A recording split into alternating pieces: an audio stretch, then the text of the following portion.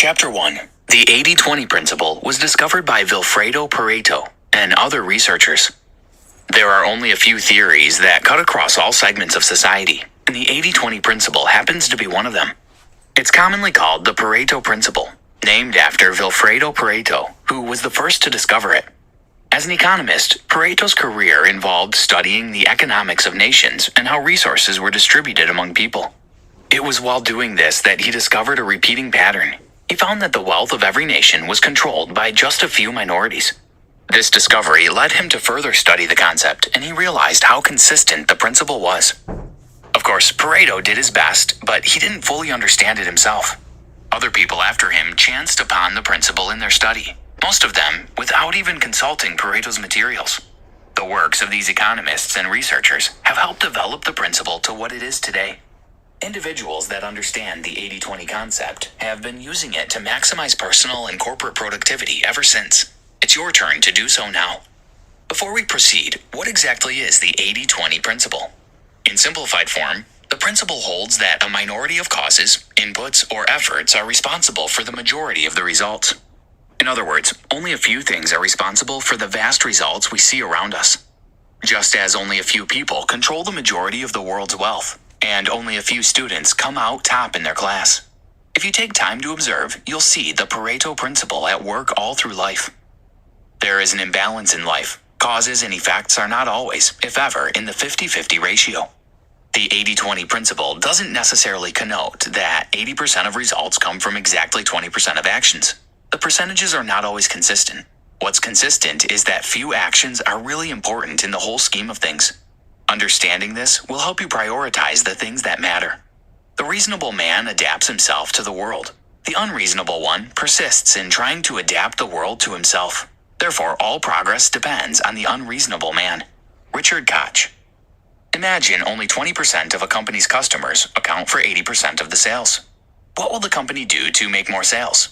A reasonable approach is to find creative ways to satisfy the 20% that matter. They could also come up with new strategies to market the bottom 80%. But they won't know all these if they don't take time to see how the 80-20 phenomenon applies to their organization. For the rest of this summary, you'll be learning how the 80-20 principle can help you in the corporate world, as well as in your personal life. Let's get started. Did you know the Pareto principle was first introduced by Vilfredo Pareto in 1906? Chapter 2. The 80-20 principle can boost business profitability. Every business venture is out to maximize profit. It's sad that at one point or another, most businesses will experience setbacks that could have been avoided if the decision makers knew better. What if the 80-20 principle can help you pinpoint potential loopholes in your business?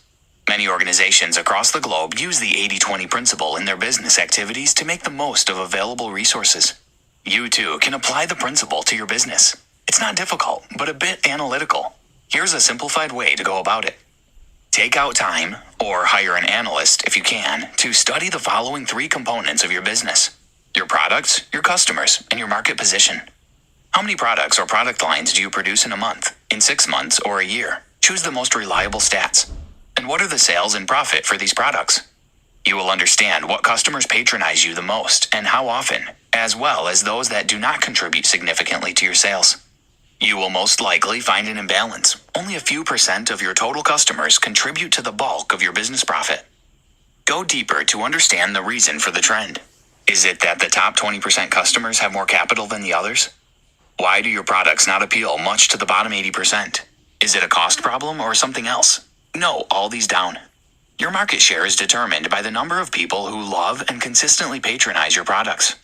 So the above analysis should reveal your position in the market. Now, what are creative ways to maximize your products, boost sales, and increase profits?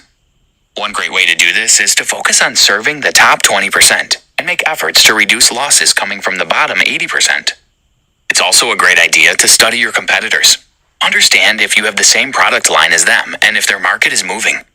Things that matter most must never be at the mercy of things that matter least. Richard Koch.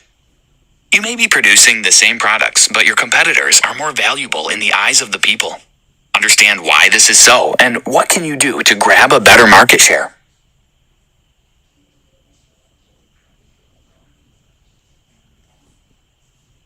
Chapter 3. The 80-20 principle can help you multiply sales. There's a reason your customers or clients are patronizing you and not your competitors. If you find out why and make things work in their favor by pleasing them, your business will continue to enjoy growth. Your job after discovering this top 20% is to figure out a way to keep them glued to your business. You might want to expand your market share in the future. There's absolutely nothing wrong with doing that, but don't lose sight of your existing market. Knowing your top customers should also influence your marketing strategy and the quality of business decisions you make from time to time. Target your marketing at the top 20%, and you won't need to bother much about the marketing resources you put in because you know your efforts will surely pay off. Sales is like a twin brother of marketing. One can't function without the other. As such, make it a point to encourage peak performance among your sales force. Any business with a weak sales force will eventually crash, no matter how good its products or services are. You can also apply the 80-20 rule to your sales team. Research shows that less than 50% of the sales team in a company accounts for most of the sales. Identify this minority in your sales force and don't joke with them. You can even figure out what the most performing salespeople in your business have in common. Use this to set standards for the rest of the sales team. Perhaps it's a specific strategy they use that works so well. Or maybe they have soft skills like communication or persuasion. Could these skills be taught to the underperforming majority? If yes, you may need to hire an expert for sales training. But if that doesn't work, you could always ask the best performing salespeople on your team to help you hire folks like them. Don't be afraid to lay off underperforming workers. Business is business. Your goal is to maximize profit using elite resources, not keep paying people that can't produce the results you're paying them for. Don't be afraid to lay off underperforming workers. Chapter 4. The 80-20 principle can help you achieve more in less time. To effectively maximize the 80-20 rule, you need to first understand that the imbalance in our world is real and natural. Next, you need to imbibe 80-20 thinking. We're talking about critical thinking that no one can do for you, especially because it applies to your personal life. No one knows your personal life as much as you do. You can't even explain it to a coach perfectly, such that they know exactly what's going on with you. Hence, 80-20 thinking is a personal thing. It's not a difficult thing to do, though. Put simply, 80-20 thinking for effective time usage is all about brainstorming creative ways to leverage time. Approximately 80% of our results indeed come from the 20% of the time put in. Ask the most productive people, and they'll tell you they aren't productive 24 hours a day. There are specific times when each of us is highly productive. If you don't know your most productive times yet, the simple exercise below will help you find it. Think about the last time you felt really productive. Go over at least 2 more productive days, too. This is just so that the conclusion you arrive at can be certain to work predictably. After identifying at least 3 productive days in the past, the next step is to find why and when you were productive on those days. Did you work at night? In the early hours of the day? What happened the day before that could have contributed to your productivity? How did you handle distractions on those days? Document your thoughts. Use recurring points as pointers to your productivity. Reflect on your most productive days and figure out what you did differently. Then, do it again the next day. You can also use a similar exercise to improve your happiness level. Richard Koch recommends having 2 blank sheets of paper. Label them Happiness and Achievement Islands, respectively. On the first piece, labeled Happiness Island, identify the things you did that made you happy on such happy occasions. Do the same for the Achievement Island. This may prove to be a mentally tasking activity, as you may have to do some deep thinking. But it's all okay, because you'll find gems that will become your secret productivity tools. A word of caution. As you carry out this exercise, try as much as possible to not put blame on others for making you unhappy or unproductive. Blaming people won't help you make progress. Chapter 5. When it comes to relationships, choose quality over quantity. We can't do without relationships. Life isn't meant to be lived in isolation, so we would always need people by our sides. It's pride to say you don't need anyone. Learn from nature. You were born into this world by your parents. You most likely have siblings, and you grew up having childhood friends even when you didn't know anything about life. That's proof that we need people. One important thing you should know about relationships is that they influence who you become. The common saying is true. You become like the people you hang around. If your friends are all millionaires, it will only take time before you become one. Similarly, if they're all broke, you'll end up like them if you don't do anything about it. Choose your relationships wisely. You can't choose your family members, but you have the power to choose every other person you hang around. It's in your power to choose your significant other, your best friends, your professional allies, neighbors, and so on. Make it count. You might be wondering how 80-20 applies to relationships. Here's how. Study upon study have shown that we have limited space for close relationships. You can be friends with as many people as you want, but you can only be close friends with very few people. These few people account for 20% or so of your overall relationships, but they make for more or less 80% of the value you get from relationships.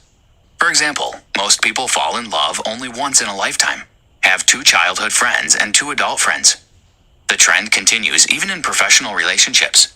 People may look up to tens of seniors, but only 1 to 3 will truly be their mentors. This is just how we're wired. Since we have limited capacities for close and meaningful relationships, wisdom demands that you don't rush to fill your spaces. Take time to vet people. Aside from choosing your significant other and best friends, Robert recommends developing 6 or 7 professional relationships as follows. 1 or 2 relationships with mentors, people you look up to. 2 or 3 relationships with peers you can trust. 1 or 2 relationships with mentees you'll pour your life into. For every relationship you form, there are 5 attributes that determine if the relationship will work or not. They include mutual enjoyment of each other's company, respect, shared experience, reciprocity, and trust. Chapter 6. Yes, you can live the lifestyle you've always dreamed of. For most people, certain lifestyles remain a dream that will never come true. The main reason for this is that the majority of such people have limited beliefs that keep them stuck in lifestyles they don't like. They hate their work. They don't like their relationships. Their bank account is nothing to write home about. But they can't seem to do anything to change their situation. Another set of people similar to these are those that don't even know what they want out of life. These people just go through the motions, taking whatever life throws at them. Don't feel bad if you belong to any of these categories. But understand that you can have the life you desire for yourself. To live the life of your dreams, you need to know exactly what it looks like. Pick a pen and paper, or use a digital notepad to write down all the things you want out of your life. Make the list as exhaustive as possible. Next, who do you know that is living such a life? What did they do to get there? And what are they doing that you're not? Success always has a blueprint. It's hard to speak on success and having it all without talking about careers. The reality is, most, if not all of us, will have to work. At least as adults. And it's not bad to work. What's bad is fitting square pegs in round holes. Many people are doing just that. You will find them in careers that don't suit their lives, and they won't leave. If you don't like your job, you can still be in it if it's the only thing paying the bills. But don't forget to have an escape plan. As an example, let's say you'd like to be an author, rather than work in your current accounting job. It's not reasonable to quit immediately. You could continue working with the accounting firm while building your writing career on the side. If you did this consistently and long enough, it will get to the point where the income from your writing sidekick will suffice to take care of you. When this happens, save some more from your accounting job if you don't have anything saved for rainy days. Then quit. Don't be stuck in a career you don't like without an escape plan. As important as work and career are, it's still important that you live a balanced life. You should be happy on all fronts. If you're not, it shows that something is missing, and you may need to apply 80-20 thinking to bring balance to your life. If you're making progress at work but failing maritally, then you need to address that quickly. If it's your health that's suffering, pause and focus on it. The point is, don't live a lopsided life. Let each area of your life be healthy. That's how to truly be a happy person. And if it's possible for others, it's possible for you too. Conclusion. The 80-20 principle advocates focusing on the top 20% that brings the most results, while neglecting or paying less attention to the bottom 80%. Doing this will not in any way cause the bottom 80% to be entirely neglected. The 80-20 principle is nature's way of balancing itself. What you neglect as the bottom 80% is the top 20% for other people. So, you neglecting it means allowing someone else to maximize their life and business.